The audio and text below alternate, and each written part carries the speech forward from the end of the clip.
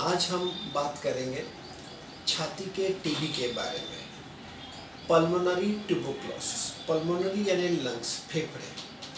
तो फेफड़ों के टीबी के बारे में मैं बताऊंगा अभी आपको।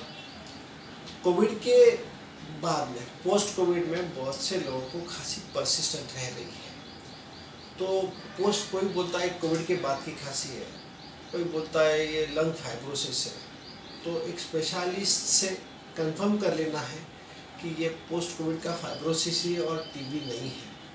बहुत से लोगों में हमने पिकअप किया है कि टीबी के कुछ लक्षण कोविड के बाद दिख रहे हैं और पेशेंट की खांसी जा नहीं रही है, वजन कम हो रहा है, बुखार आ रहा है, खांसी में से बलगम निकला है, किसका खून भी आ जाता है और फिर आदमी खून को डरता है, तो बराबर अर्जेंट डॉक्टर के पास आ जाता है।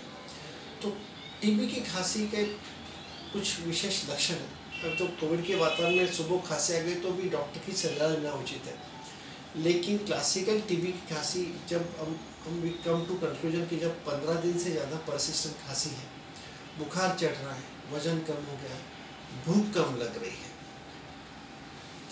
और टीबी किसी के फैमिली में हिस्ट्री है क्या, किसी टीबी के पेशेंट से संपर्क हुआ है क्या, कोई घर में परसिस्टेंट खांस रहा है क्या।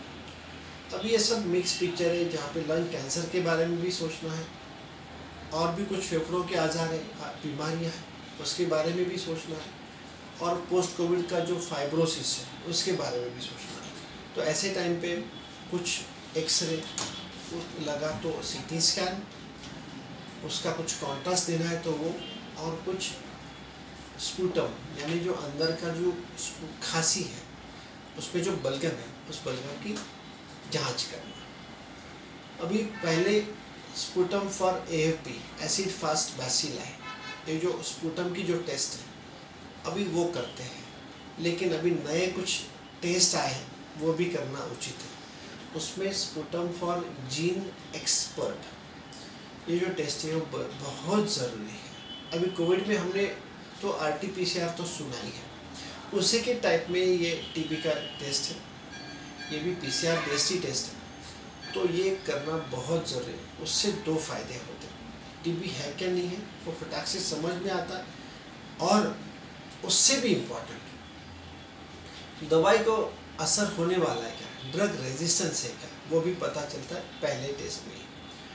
तो जब भी हम फुफ्फुस के टीबी के फेफड़ों की जांच करेंगे उसमें ज़रूरी एक्सरे, सीटी स्कैन, अगर ज़रूरत पड़े तो एक्सपर्ट की सलाह के बाद, और स्पूटम फॉर जीन एक्सपर्ट, ये टेस्ट करना बहुत ज़रूरी होता है। अगर sputum for gene expert positive है और उसमें रिफाम्पिसिन नाम की दवाई है, उसका रेजिस्टेंस है क्या नहीं है वो भी पता चल जाता है। रिफ रेजिस्टेंस उसमें रिपोर्ट आता है। तो MTB, माइकोबैक्टीरियम ट्यूबरकुलोसिस डिटेक्टेड या फिर ऑब्लिक नॉट डिटेक्टेड पहली बात, और RIF resistance detected, RIF resistance not detected, ये टेस्ट पढ़ना बहुत जरूरी। उससे अपने को पता चल जाता है कि अगर रिफ रेजिस्टेंस है तो ये काफ़ी कॉम्प्लिकेटेड ड्रग रेजिस्टेंट टीबी हो सकता है, इसके आगे की कुछ जांच करनी पड़ेगी। उसके बारे में हमें एक्सपर्ट से ओपिनियन के बाद, उनकी सलाह के बाद लेना ज़रूरी है। लेकिन अभी कोई भी फुफ्फुस की, फेफड़ों की टीबी में जीन एक्सपर्ट नहीं करना, it will be difficult long term, पहली बात। दूसरी बात, कल्चर। अभी टीबी के कुछ कल्चर्स भी आए हैं। कल्चर्स यानी जो बैक्टीरिया है टीबी का उसको ग्रो करना है, उसको उगाना है।